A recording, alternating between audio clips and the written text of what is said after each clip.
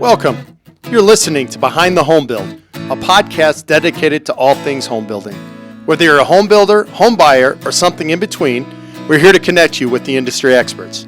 My name is Danny Langerman, CEO and Mortgage Loan Originator. With me is my son Riley Langerman, Mortgage Loan Originator. All right, Bob, welcome. Thanks for coming in to our podcast, Behind the Home Build. Thanks for having me on the show, Dan. Glad to be here. Yeah, our pleasure. I mean, today we've got founder and CEO of Home Remodeler SEO. So Bob is works in the digital marketing arena. He's proven to bring solutions in digital marketing for builders, contractors, home remodelers, renovations to companies, and you're looking at taking them to the next level. Absolutely. That's where we're really focused on, is helping remodelers, builders, home improvement contractors really grow their businesses. Yeah, it's cool. So this is a lot of the stuff that when I first got into the mortgage business, I was all about the marketing and the advertising stuff. But you got into this business in a pretty, I think, ingenious way. So give us a little bit about how you started and how you actually got into the digital marketing. Yeah, sure. It's kind of an interesting roundabout way. I was doing a lot of fix and flips, real estate investing, some remodeling, and then kind of expanded into real estate development. The infill market in Denver, as you know, back in the early 2000s was just booming. Of course, the 2008 recession kind of brought all that to a screeching halt for a little bit there, and I was really doing well with that. Really loved what I was doing, but it was also hard to really find customers unless you were just doing spec builds. And so I started seeing the challenges that other builders, other remodelers were facing. My marketing, my computer expertise really goes back all the way to high school. I took our very first computer class that our high school offered. And just really jumped into that. Me and a buddy, we created our own game, kind of a bunch of if-then statements that really took you through the game, and that's where I really honed my expertise there, and thought I would go that route. But back in the mid-late 80s, you're telling your parents, I'm going to go into computers, and they're just like, what? No, you need to do something that's more sound, that's going to be around. Go into business, go into finance, go into medicine, something like that. And we didn't really know where computers would take us at that time. So that's how I got into the remodeling real estate space.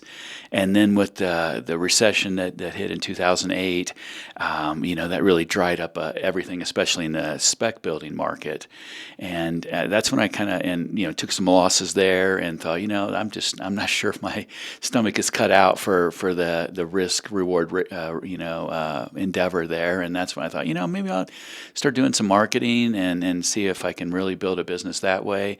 Started helping other friends of mine that own businesses and just trying to do some marketing, doing some free marketing for them, helping them build websites, and then started really going into the SEO and pay-per-click stuff more. And this was when Google was really just kind of starting, and it was the Wild West back then. You can just whatever techniques you could learn, and a lot of stuff that people didn't know about just based on the groups and forums that I was in, and it just started growing from there. And I thought, I don't think I'm going to be a builder or remodeler anymore. I think I'm just going to follow my passion of being behind a keyboard, and that's kind of where Home Remodeler SEO came from.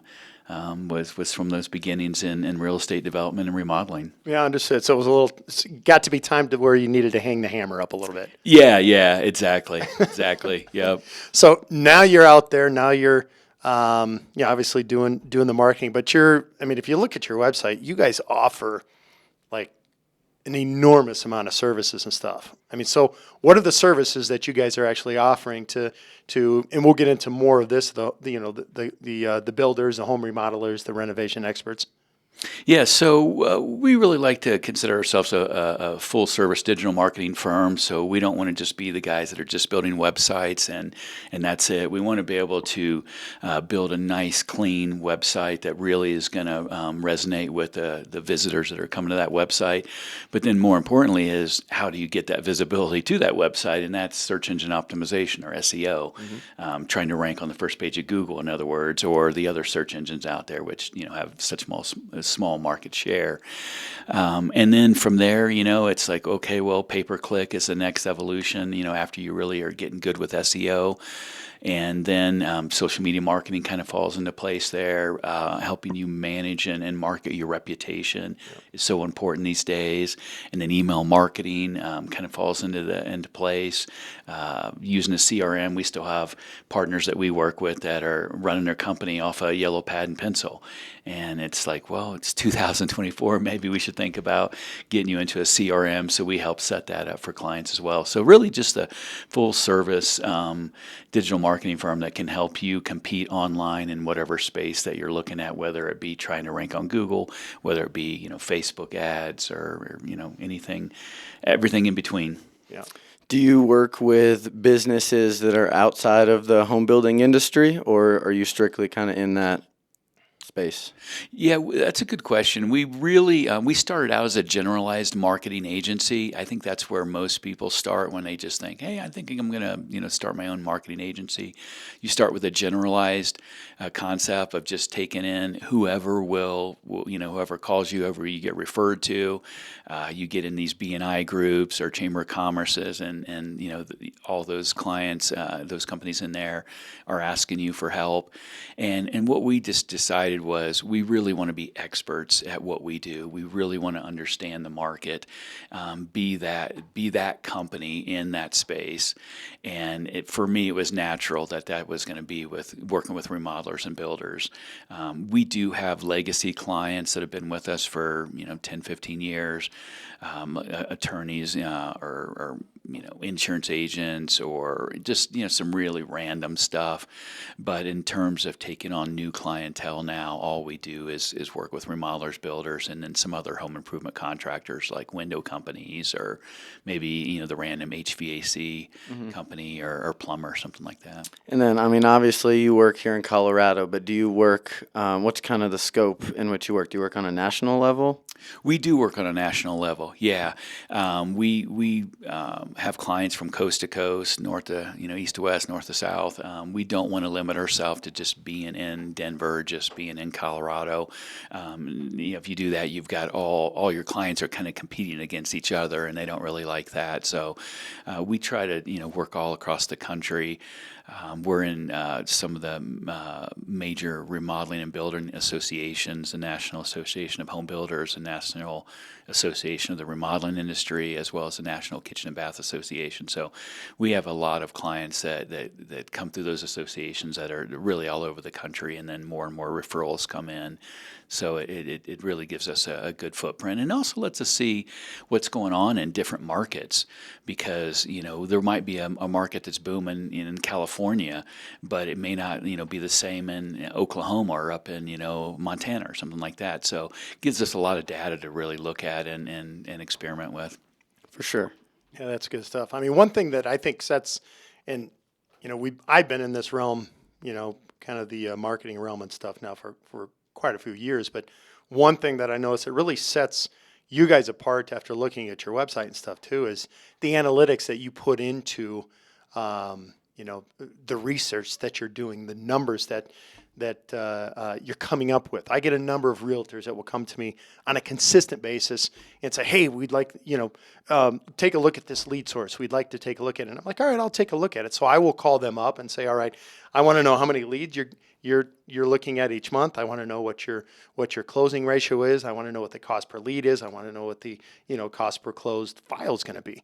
But you actually have a bunch of these analytics already set up, so there is no guesswork for when it comes for a builder or a remodeler. You've got these numbers, and you can go ahead and present it to them. Absolutely, yeah. Marketing is really all about numbers. Is your marketing strategy working? And when you think about analytics, especially with Google, like you've got all those normal analytics that most agencies are familiar with. Number of website sessions, number of visits, how long people are spending on your website. Those basic kind of metrics, but we really take that to a different level when it comes to really quantifying your ROI, because in the end, remodelers, builders, every company, but specifically the blue collar trades, they just understand return on investment. It's just a simple concept that may be too simple for, say, doctors or attorneys to really to focus on. They're just their education kind of takes them deeper down the rabbit hole, whereas the blue collar guys just say, how much am I spending on my marketing and how much am I making? And so that's where we really said, kind of stand apart is we like to consider ourselves a results-based agency versus an activities-based agency. And what I mean by that is a lot of marketing agencies will talk about the activities they're doing, the number of blog posts they've written for you, the number of social media posts that they've put up, all these activities. And everyone has to do that. I'm not saying that you're not doing these activities, but that's not what we focus on. We focus on the return on investment. So how we track that is we're looking at all those other metrics like website visits and sessions and stuff like that. But what we do is we track every single phone call coming into your business. And then we listen to those phone calls and we say, okay, out of all those phone calls, how many were actual leads, people looking for your services? Not wrong numbers or people looking for employment or tire kickers that just say, okay, thanks, that's too expensive, and they hang up. That's not really a lead. And then from there, we take this number of phone calls and we say, okay, how many appointments did you set? How many consultations did you set?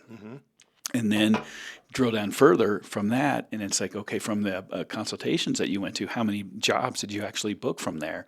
And then, what's your revenue from that? And from there, you can really drill down into those ROI metrics to really understand what your marketing's doing for you from an overall strategy, but also from a per channel strategy.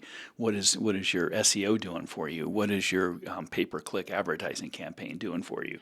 Your Facebook ads or your Yelp ads, so you can really drill down and say this is working, this isn't. You can move money, allocate money, move it around a little bit to what's working better. Right. Do you find that kind of the businesses you're working with when it comes to like where they are at in the process, because for example, when I look at me and my generation versus, my dad's generation and older generations, we have a different relationship with technology. So, are there companies that are more inclined, they're already kind of, working to that direction, they have some kind of marketing, but for maybe someone who everything you just said sounds like completely foreign, they're old school word of mouth referral.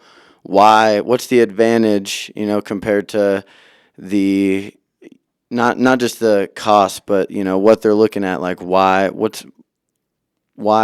it adapt with the times? Right. Well, I think we kind of all agree that you really have to adapt with the times. The digital's not going anywhere. It's just going to get more and more prevalent in our lives. Now we've got AI coming into our lives, things like that. The biggest thing that I see with companies that approach us is they've been living off referrals most of their business life.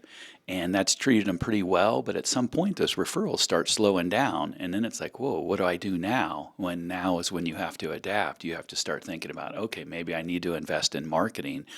And that's, for some people, that's a struggle. They're like, I've never had to spend any money on marketing at all. And so why do it now? Well, you can stay where you're at or maybe even start retreating a little bit in your company growth and revenue and goals that you're looking to attain.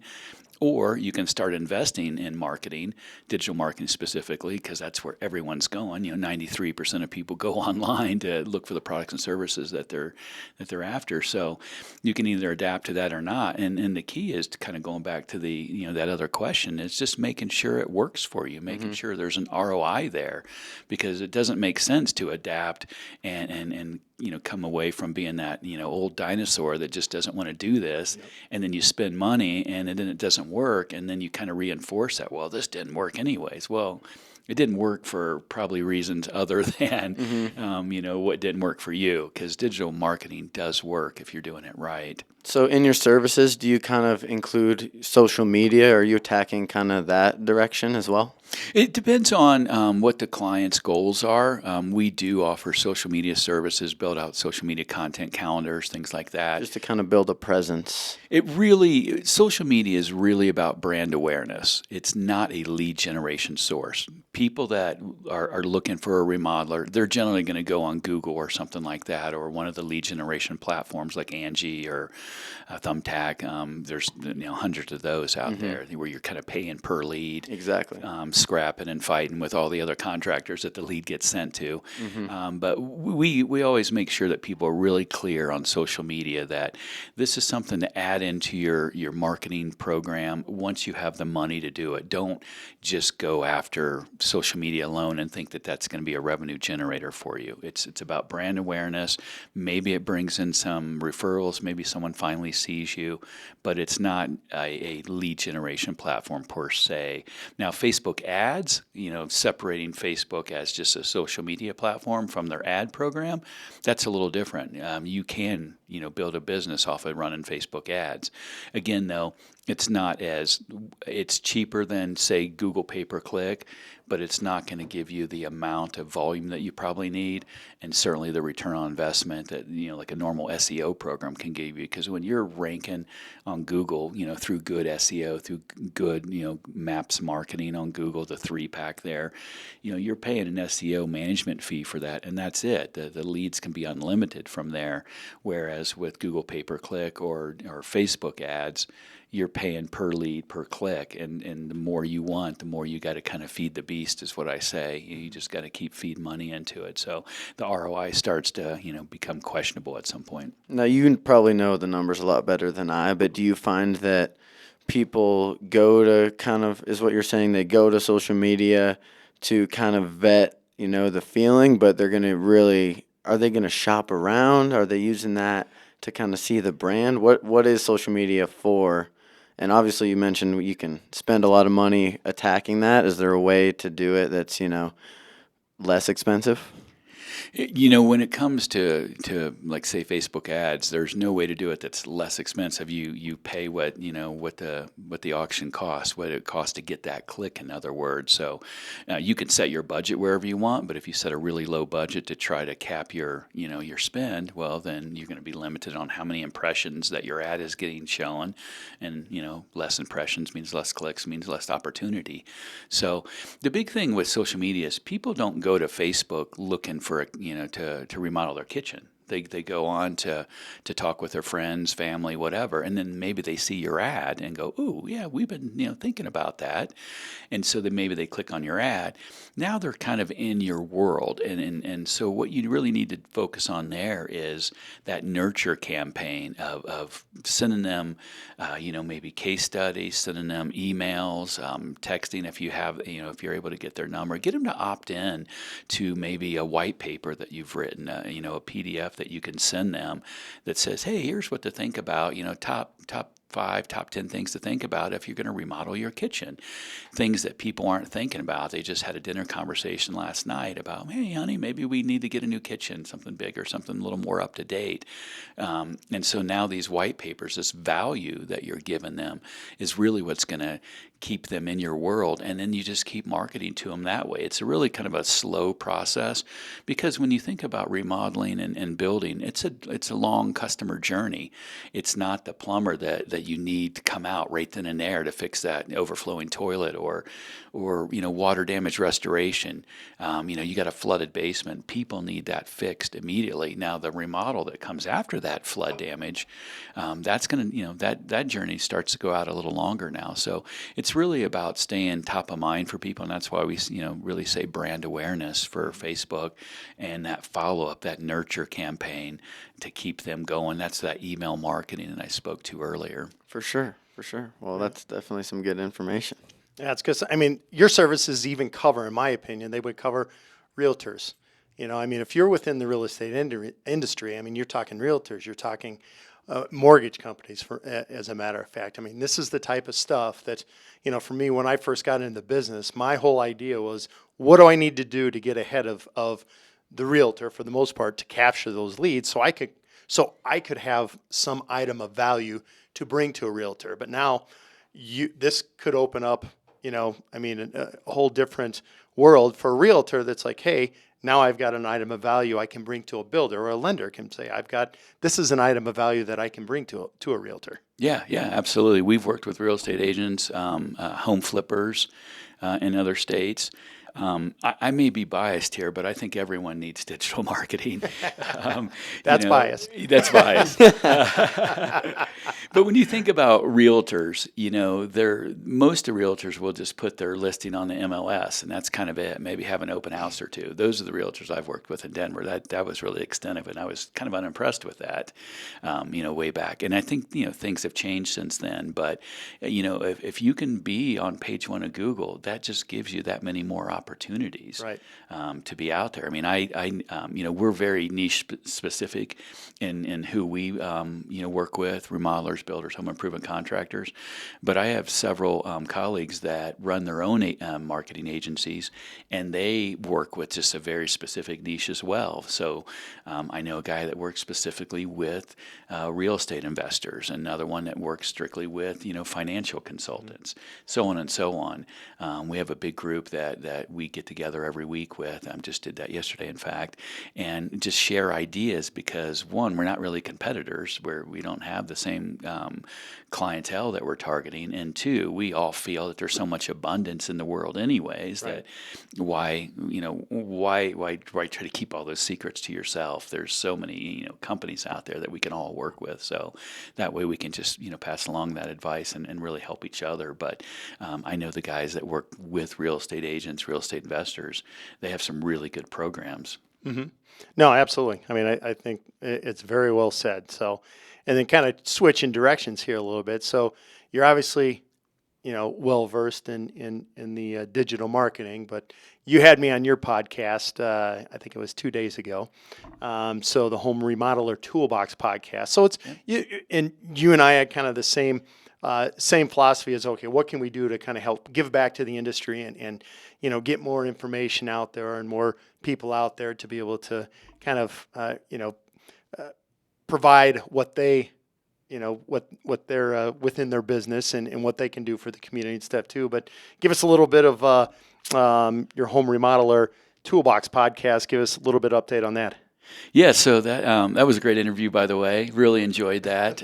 My marketing assistant, she just said, "Wow, that was great. Dan was great. You guys were great. Like, a really good interview." So, really glad to get that out there. I've been a little reticent to start a podcast for a while, and then you and I talked about it, I think, a few times when we met up at Denver HBA meetings and just started, kicking those ideas around together. You suckered me into it, by the way. Okay.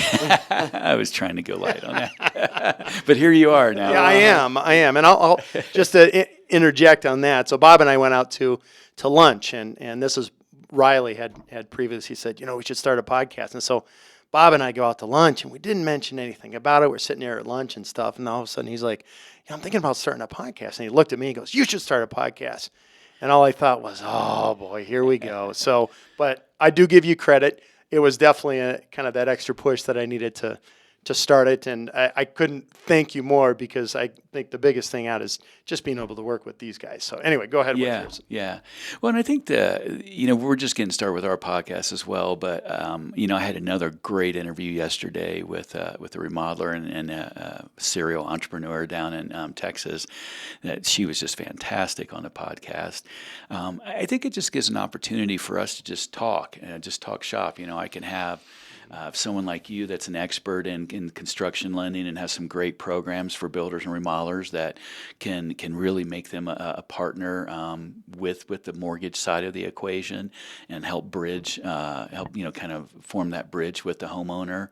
So I think that the programs that you offer there are great options to look at. That's one of the things that some of our remodeling partners that we work with, builder and clients, they don't really have the financing part of it really figured out. They're like, hey, I'm just here to build your plans, whatever. Right. But when you really think about how can I be that turnkey solution for a homeowner, you can help put that financing in place for them. And with your programs, you're actually you're becoming part owner of a mortgage company or even the title company. And so you're generating those extra revenue streams beyond just, being the builder or just being the designer. So I think there's a lot of options there for remodelers and builders to look at from that, financial component of it. But otherwise, just, getting together with remodelers, builders, just talking shop and how can we really move the industry forward? What are you doing that is, more successful than the other guy who's, a tenth of your revenue?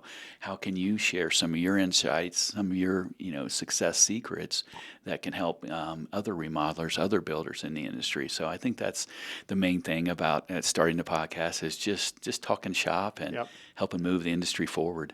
And it's What's been the biggest challenge? Because we're both, obviously pretty in a similar spot in terms of being in the beginning of our life as a podcast or podcasters. What's been the biggest challenge that you've kind of had to deal with or learn and grow through?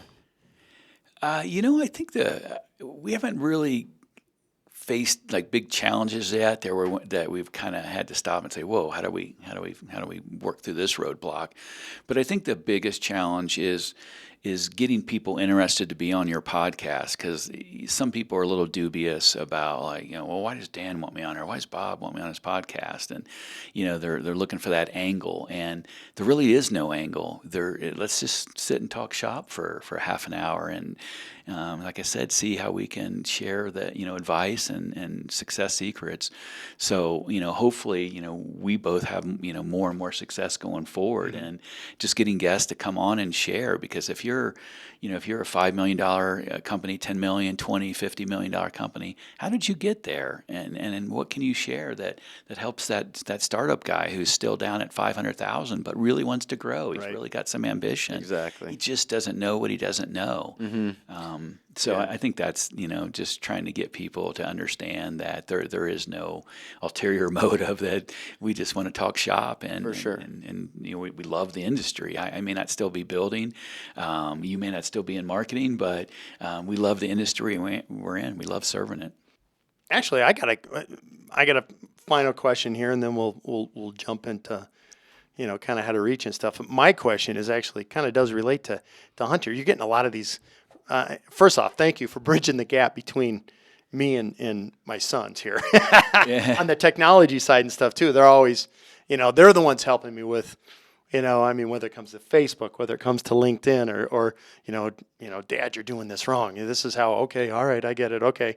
So having someone my age right now makes me feel pretty good. So I feel pretty good about that. But there's a lot of these, young adults, like, for example, Hunter, who is in the same industry that you're in right now. What would be a good recommendation for you for college students that are coming out with, a marketing degree that digital marketing it's huge. It's going to be huge. I mean, I looked today and 97% of all homeowners, first place they look to buy a home is actually on the internet. Mm-hmm. So it's no joke. Yeah. I mean, you don't want to be that 3% that's not part of it. You want to be the 97%. Right. Absolutely. Plain and simple and stuff. Do you have any recommendation for some of these new graduates that are coming out, that are ready to start their lives and to get into the industry that you're in? Yeah, that's a great question. I really have some experience with that, because I wanted to advance my marketing curriculum in terms of education, and I looked at doing some master's programs for marketing here in Denver. Looked at 3 different universities here, and none of them had anything really to do with digital marketing. One of them had like a one class, 3 months of one class, and the reason why is because digital marketing changes. It evolves so quickly. When you look at Google's algorithm, they usually have 350, 400 changes a year to that algorithm. So if you do the math, that's algorithms changing every single day. Right. So you can't really, go through a digital marketing curriculum, a 4-year degree.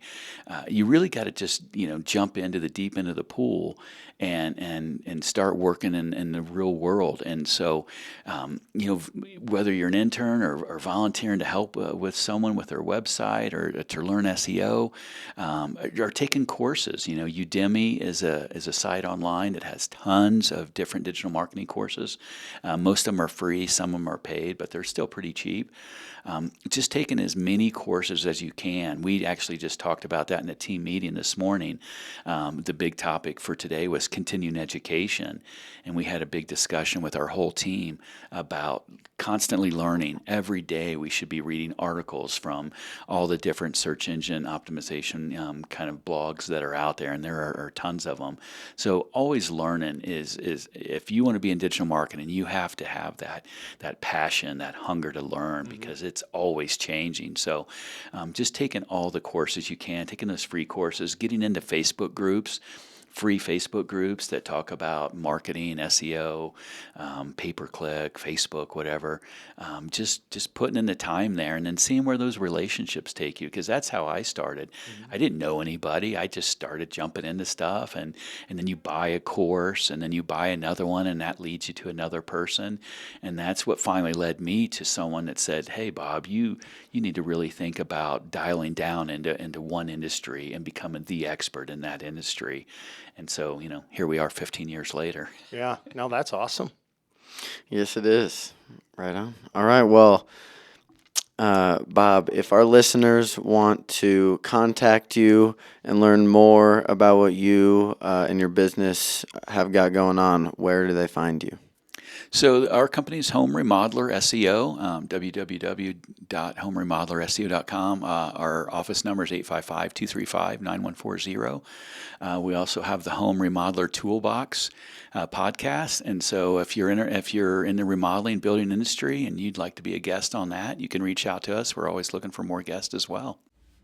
Thank you for tuning in to this week's episode of Behind the Home Build, the podcast for all things home building. He's Danny, and I'm Riley, and if you're interested in learning more from experts in the home building community, we're on Spotify, YouTube, Apple Podcast, and a few others, all at Behind the Home Build Podcast. And if you have any questions at all, make sure to send them our way on Instagram, LinkedIn, or Facebook at Behind the Home Build Podcast.